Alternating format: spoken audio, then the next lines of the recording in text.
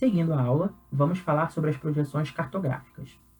Elas são as formas de representação do planeta Terra em uma superfície plana. Mas, para se conseguir fazer essas representações, foram necessárias algumas adaptações. Acompanhem comigo a imagem da esquerda, onde podemos ver a forma da Terra com a linha cinza, e a partir da forma da Terra foi criado um primeiro modelo levando em consideração a atuação da gravidade de forma regular. Esse modelo é o geoide, que está representado pela linha rosa. A partir do geoide foi criado o elipsoide, que foi um segundo modelo, que está com essa linha azul, já mais esférico, um modelo mais regular, e que é utilizado como base para as representações do planeta Terra como nós conhecemos hoje, como, por exemplo, a imagem da direita. É interessante pensar que o elipsoide ele possui um paralelo, que equivale à linha do Equador, essa linha na horizontal, e em uma linha na vertical, que equivale aos meridianos, como, por exemplo, o meridiano de Greenwich, meridiano de referência. Então, o que nós podemos perceber é que o elipsoide ele foi pensado para contribuir na representação matemática do planeta Terra a partir do plano cartesiano. É importante ressaltar que todas as projeções cartográficas sempre vão apresentar deformações. E essas deformações vão variar de acordo com as propriedades e os tipos de projeções. As propriedades são: uma projeção pode ser conforme, quando ela preserva a forma, mas deforma as áreas e as distâncias. Ela pode ser equivalente, quando ela preserva a área, mas deforma as formas e as distâncias. As projeções podem ser equidistantes, quando elas preservam as distâncias, mas deformam as áreas e as formas. E elas podem ser afiláticas, quando não apresentam nenhuma propriedade, mas buscam um mínimo de distorção. Existem três tipos de projeções: a projeção cilíndrica, a projeção cônica e a projeção plana, também chamada de azimutal ou polar. Se vocês pararem para olhar as imagens, vocês vão perceber que as projeções são feitas como? Você tem uma esfera representando o planeta Terra e você pode pegar uma folha de papel e, dependendo de como você vai fazer a projeção utilizando a esfera, o resultado será diferente. Então vejam, na projeção cilíndrica, você tem uma folha de papel formando um cilindro envolvendo a esfera. Na projeção cônica, você tem um formato de um cone, já cobrindo parcialmente a esfera.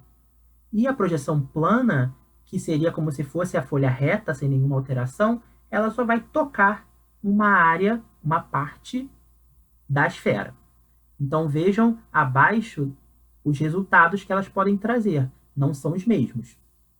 E isso quer dizer o quê? Que dependendo da projeção utilizada, o resultado pode ser diferente para o mesmo item que vocês estão representando, que no nosso caso aqui é o objeto esférico que representa o planeta Terra. A projeção cilíndrica, ela é uma projeção que gera o quê? Um mapa retangular, como a gente pode ver. Essa projeção, ela tem linhas formando ângulos retos, aqueles ângulos de 90 graus. A projeção é mais fiel ao real nas baixas latitudes, ou seja, próximo à linha do Equador. Por que ali? Porque, percebam, é ali onde acontece o contato direto com o papel. Então, ou seja, a precisão ela vai ser maior ali. Então, quanto maior a latitude, ou seja, quanto mais afastado da linha do Equador indo para os polos, mais deformações vão acontecer. Já a projeção cônica, ela é uma projeção que privilegia as médias latitudes, ou seja, o meio do caminho entre a linha do Equador e os polos. Ela tem uma limitação de projetar apenas um hemisfério por vez. Então vejam que, como ela não consegue cobrir a esfera toda, ela não consegue representar todo o globo de uma vez só. Os meridianos vão se abrindo para as extremidades e os paralelos formam semicírculos. A projeção cônica é indicada para as médias latitudes, pois é onde acontece o contato com o papel, ou seja, a precisão ali vai ser maior. E a terceira, que é a projeção plana, ou chamada de azimutal ou de polar, ela possui o seu ponto de contato nas altas latitudes, ou seja, as zonas polares, como vocês podem ver na imagem. Tanto que essa projeção recebe um dos seus nomes devido a encostar, né, na zona polar. Os meridianos se abrem para as extremidades de forma radial. E os paralelos vão formar o quê? Esses círculos concêntricos, que têm o mesmo centro. E que aumentam conforme vão se afastando da área central da projeção. Agora vamos ver duas projeções que são as mais conhecidas, que são a de Mercator, que está à esquerda, e a de Peters, que está à direita. A projeção de Mercator, como vocês podem ver, é uma projeção cilíndrica. Ela é uma projeção cilíndrica conforme. Por quê? Ela preserva a forma, mas ela deforma as áreas e as distâncias. Ela foi criada no século XVI pelo belga Gerard Kremer, que era conhecido como Mercator, no período das grandes navegações. Sua projeção tem características consideradas eurocêntricas. Por quê? Vocês podem perceber que a Europa está mais para o centro do mapa e também ela tem uma característica que é considerada, né, nortista. Por quê? Ela privilegia os países do norte, que possuem uma representação muito maior do que, por exemplo, os países do hemisfério sul. Então, vocês podem perceber, realmente, olhando a projeção, que os países do hemisfério norte possuem, nessa projeção, um território muito maior do que os países do hemisfério sul. E aqui tem um caso que é muito curioso, que é o caso da Groenlândia. A Groenlândia, na projeção de Mercator, ela é representada com uma área muito maior do que ela tem realmente. E isso acontece por quê? Porque ela é uma projeção cilíndrica conforme. Então, quanto mais para os polos estiver, maior é a deformação de áreas. Então, ou seja, quanto maior as áreas, né, para o hemisfério norte, isso acontece por quê? Isso acontece devido à deformação que vai acontecer devido a ser uma projeção cilíndrica conforme. A projeção de Peters, que está à direita, ela é uma projeção também cilíndrica, mas é uma projeção equivalente. Por quê? Porque ela preserva a área, mas ela deforma as formas e as distâncias. Ela foi criada pelo alemão Arno Peters em 1973. E com essa projeção tendo o objetivo de preservação de áreas, foi criada uma polêmica, porque ela foi comparada com a de Mercator. E aí, quando você compara as duas, você pode perceber que na de Peters, os países do hemisfério sul ganharam maior destaque no mapa. Então, a gente pode perceber essa diferenciação entre essas projeções. E isso acontece por quê? Porque apesar delas serem cilíndricas, as duas, uma é conforme, que é a de Mercator, e a de Peters é equivalente.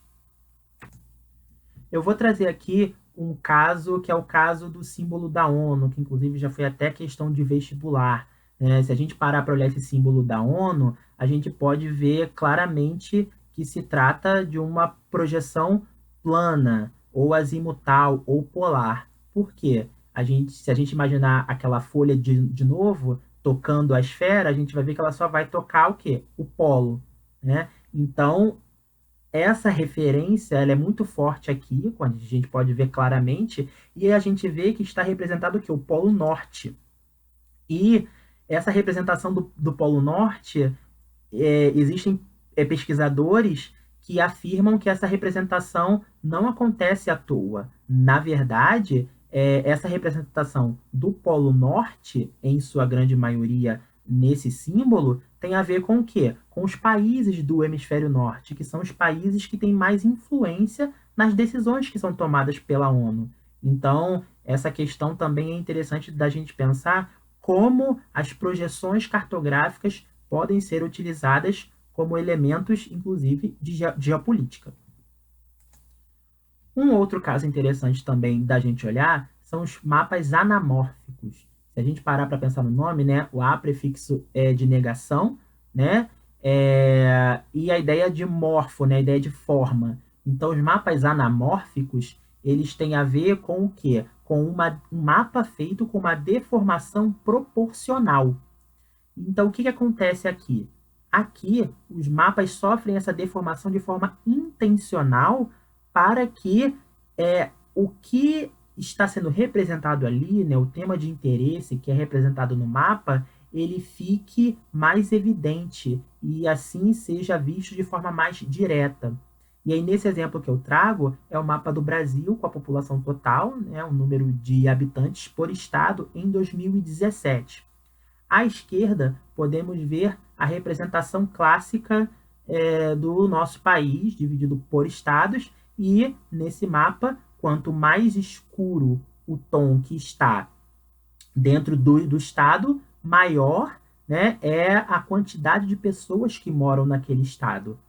E aqui a gente pode ver no mapa da esquerda essa representação clássica, e no mapa da direita podemos ver um mapa que é o anamórfico, ele levando em consideração essa escala de cores, mas também representando o quê? As formas. Então a gente pode ver que o estado de São Paulo, por exemplo, né, que tem o maior número de população, ele está representado com um território muito maior do que o que ele realmente tem, porque a ideia desse mapa é evidenciar, né, deixar em evidência os estados que têm a população maior. Então, por exemplo, São Paulo, Rio de Janeiro, Minas, né, Bahia, estados estão muito maior representados, né, o seu território está muito mais representado no mapa à direita, porque a intenção do mapa é essa.